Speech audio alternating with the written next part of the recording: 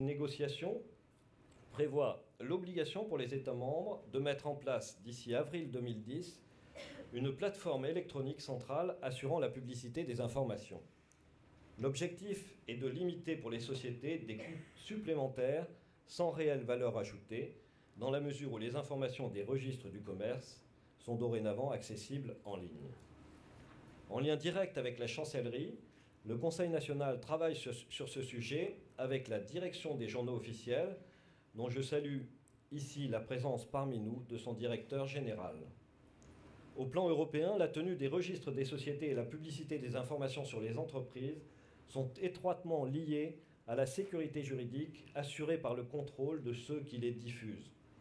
Les greffiers ont su anticiper tous les impératifs fixés en matière de droit des sociétés par les différentes directives européennes. L'accès électronique des données contenues dans le registre du commerce et des sociétés, dont ils ont été les pionniers en Europe et dont ils assurent la publicité officielle, en est une démonstration parfaite. Ainsi, c'est en toute logique qu'au regard de l'évolution des exigences européennes, les greffiers des tribunaux de commerce participent avec la direction des journaux officiels à la mise en place d'une telle plateforme. Des liens ont déjà été créés à cet effet entre notre GUE Infogreffe et le BODAC, permettant aux tiers d'accéder électroniquement tant aux annonces qu'aux données du registre du commerce et des sociétés. Les greffiers sont au cœur en effet de cette publicité et il s'agit là également d'un enjeu stratégique. Il est important dans ce cadre que les journaux d'annonces légales trouvent leur place au sein du dispositif qui sera mis en place. Voilà, Monsieur le Ministre, 3 dossiers stratégiques qui ne manqueront pas de dessiner les contours de notre profession pour les 10 à 15 ans à venir. D'autres démarches et projets montrent combien les greffiers des tribunaux de commerce savent faire preuve de réactivité et d'anticipation. Parmi eux, je voudrais citer ici l'acte authentique électronique, qui devrait voir le jour très prochainement, et le dépôt électronique des comptes sociaux que nous venons de mettre en place. Comme le rappelait le président Reybaud, la qualité du travail, notamment au regard ou au titre de la prévention des difficultés des entreprises, est unanimement reconnue. À l'initiative de la Conférence des juges consulaires de France, une charte qualité entre les différents acteurs de la justice commerciale est en préparation. Les greffiers ont depuis des années ce souci de la modernité et cette exigence dans la qualité du service rendu aux justiciables. Si aujourd'hui les outils mis à disposition de la collectivité sont si performants, c'est parce que notre profession a su investir avant l'heure dans les technologies d'avenir. Ce fut hier le Minitel, c'est aujourd'hui l'Internet avec la dématérialisation et demain le langage XBRL et les injonctions payées électroniques. Notre profession, malgré sa petite taille, a toujours fait le pari de l'avenir en investissant pour une justice toujours plus efficace. Le statut de greffe privée, dont l'État a délégué à ses titulaires une partie de ses prérogatives, a incontestablement permis d'innover avant l'heure avec des moyens conséquents.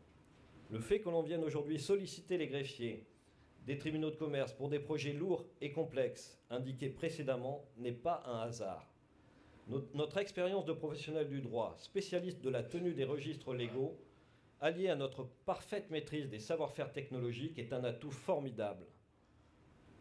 Les investissements réalisés depuis des années par chacun des greffiers et mis en commun dans le cadre de leur GUE Infogreffe ont permis de développer ces services dont chacun s'accorde aujourd'hui à reconnaître la pertinence.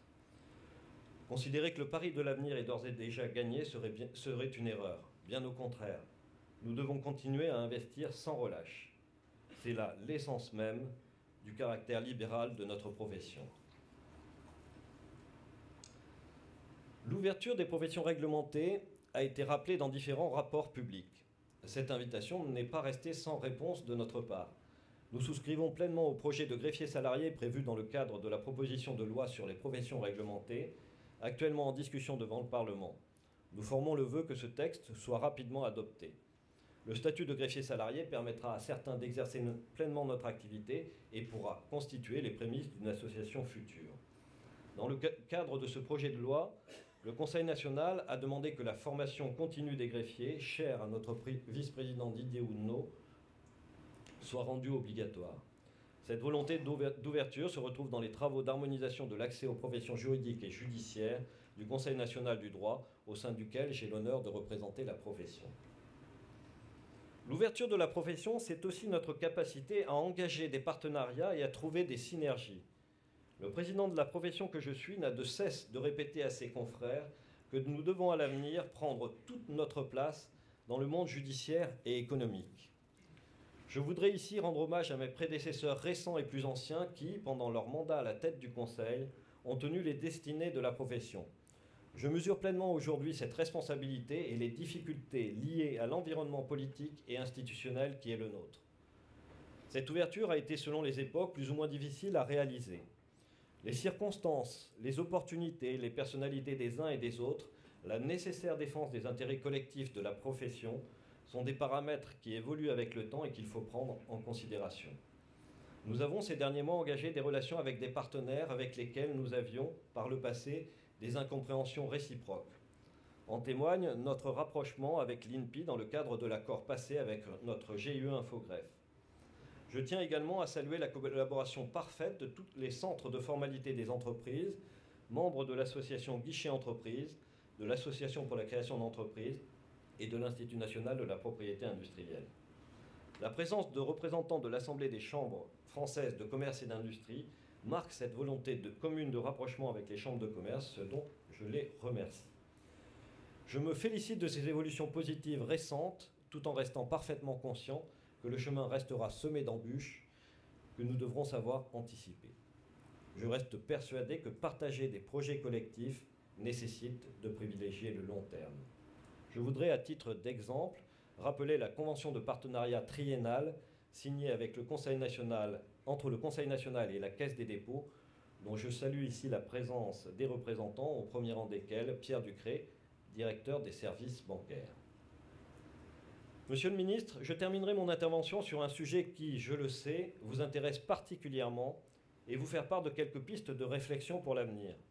La commission Darrois a remis, il y a quelques mois, au président de la République un rapport sur la création d'une grande profession du droit. Une série de recommandations a été faite en ce sens. Lors de son audition, le Conseil national avait fait valoir la spécificité des greffiers de tribunaux de commerce qui, en qualité de membres du tribunal, sont attachés à leur juridiction. Notre positionnement nous interdit donc d'agir en amont ou en aval d'une saisine du tribunal pour lequel nous participons à la mise en forme de sa décision. La Commission, qui a pris acte de cette situation, s'est prononcée en faveur du maintien du statut des greffiers des tribunaux de commerce. D'autres sujets abordés dans ce cadre, comme la formation des professions juridiques et l'assouplissement du régime des passerelles entre les professions, vont, selon nous, dans le bon sens. Un point également important concerne l'aide juridictionnelle.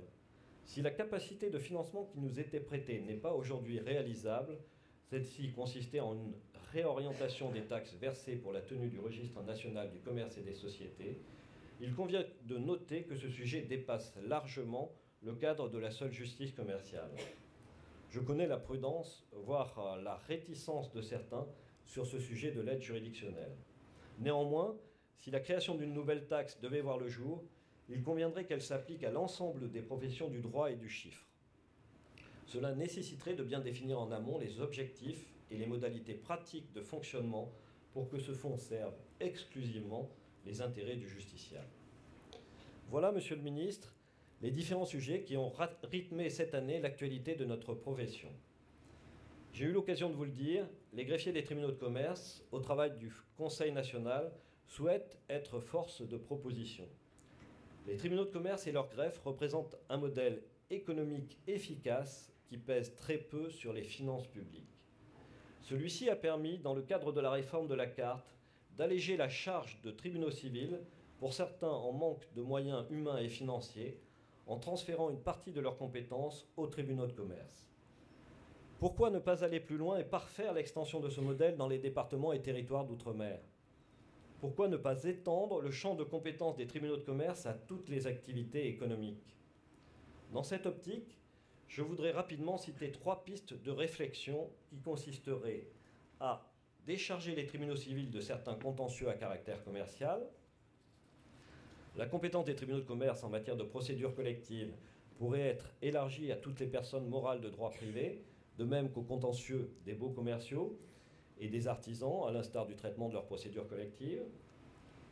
Alléger la charge des juges et réduire les délais judiciaires, notamment en confiant aux tribunaux de commerce et à leurs greffiers le traitement de toutes les procédures d'injonction de payer, quel que soit le débiteur, avec la faculté de le faire de façon dématérialisée.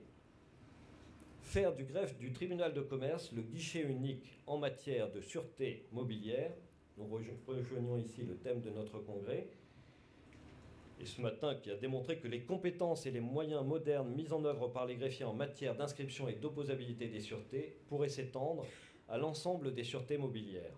Dans le prolongement du fichier national des gages sans dépossession, mis en place par notre profession, les greffiers pourraient participer à la tenue du registre national de la fiducie afin d'optimiser la publicité de cette sûreté. Monsieur le ministre, les greffiers des tribunaux de commerce partagent pleinement votre objectif de modernisation de la justice de notre pays, pour laquelle ils sont prêts à apporter toute leur contribution.